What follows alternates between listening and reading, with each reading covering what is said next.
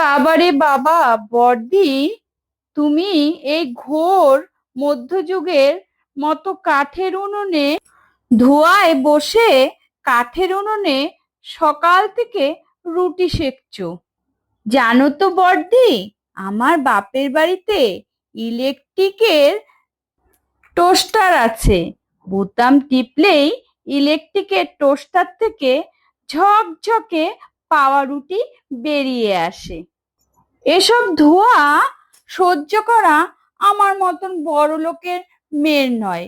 তুমি গরিব মেয়ে বলেই তুমি এই সব সহ্য করছো, আর কাঠের উনুনে ধোঁয়ায় তুমি রুটি সেকছো। ছোট বউ, বাপের বাড়ির টোস্টারে পাউরুটি খেয়ে হয়তো পেট ভরে, কিন্তু আমাদের এই মাটির উনুনের গরম গরম রুটি, ঘি, আলুর চচ্চড়ি খেলে যে শাশুড়ি মায়ের আত্মাও তৃপ্তি পায়, জানিস তো ছোট?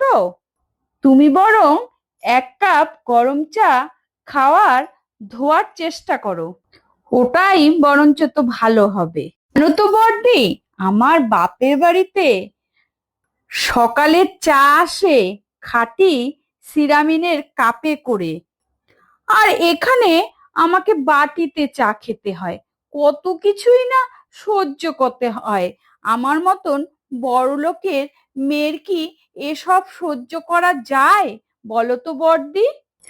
আর শাশুড়ি মা তো তোমাকে মাথায় তুলে রেখেছে, যা দেয় সেটাই তুমি চুপচাপ সন্তুষ্ট মনে নিয়ে নাও, কারণ তুমি তো গরিব ঘরের মেয়ে, তার জন্যই তোমার সাথে এইরকম ব্যবহার করে। আর আমি তো বড়লোক ঘরের মেয়ে।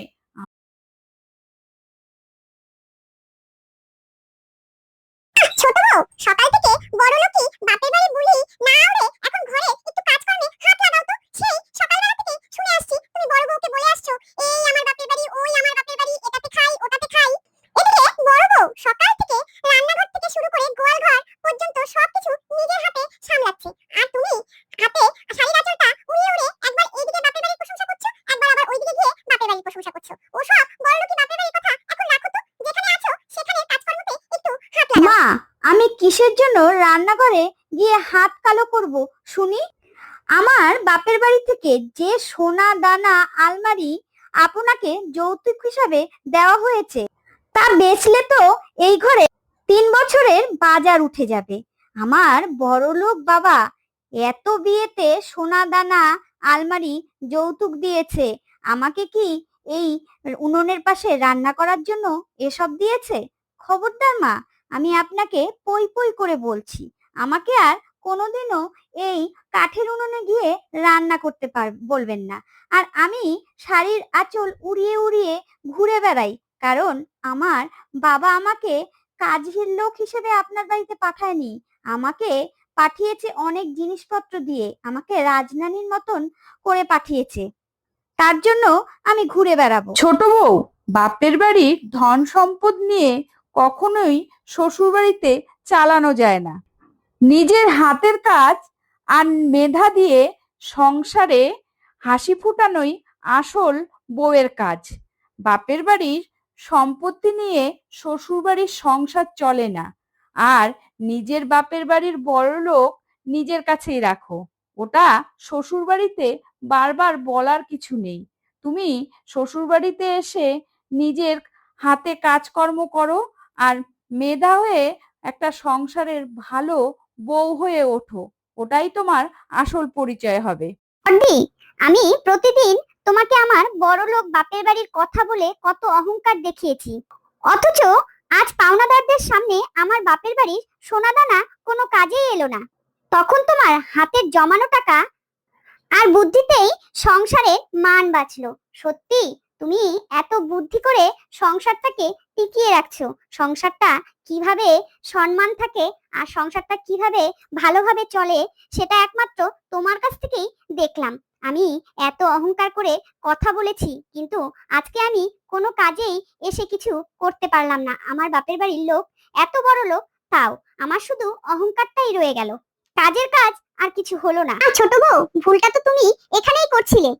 বড় লোক বা গরিব হওয়াটা মানুষের ঘরে থাকে না, মনটাই থাকে। আমরা যখন দুজনে এক ঘরেরই বউ, তখন আমাদের দুজনকে তো জোর হয়ে একসাথেই থাকাটা উচিত। কারণ তুমি আমার যা আর আমিও তোমার যা, আমরা দুই বোনের মতন। তোমারও শ্বশুরবাড়ি, আমারও শ্বশুরবাড়ি, তাই বিয়ের পরে শ্বশুরবাড়িকেই রক্ষা করা বউদের দায়িত্ব আর কর্তব্য। আর বাপের বাড়ি বড়লোক হলেও কোনো লাভ নেই, শ্বশুরবাড়িটাই হচ্ছে বিয়ের পরে সব। তাই শ্বশুরবাড়ির আত্মসম্মান বাঁচায় রাখা আমাদের দায়িত্ব, কর্তব্য। হ্যাঁ হ্যাঁ ঠিক, এই তো আমার খাঁটি ঘরে লক্ষ্মী বউরা।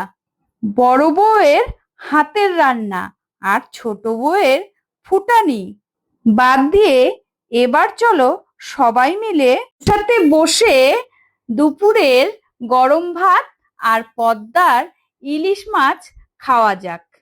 পদ্মার ইলিশ সবাই মিলে একসাথে যদি না খাই তাহলে পদ্মার ইলিশের অসম্মান করা হয়।